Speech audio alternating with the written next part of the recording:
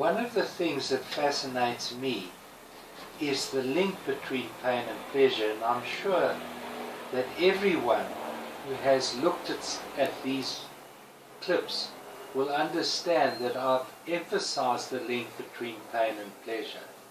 And because my book is about pleasure, I began to understand that without something to compare it with, there is no way that we would be able to experience pleasure.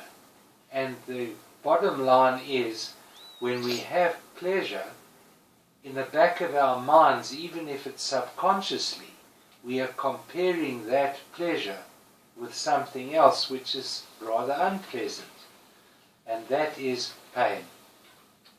And I always thought to myself that it must be extremely boring to be in heaven, because if all the pains are taken away, then how boring it would become. And if you think about it, when we have a bad day and then a nice day, what makes the difference? It's the comparison between the bad day and the good day.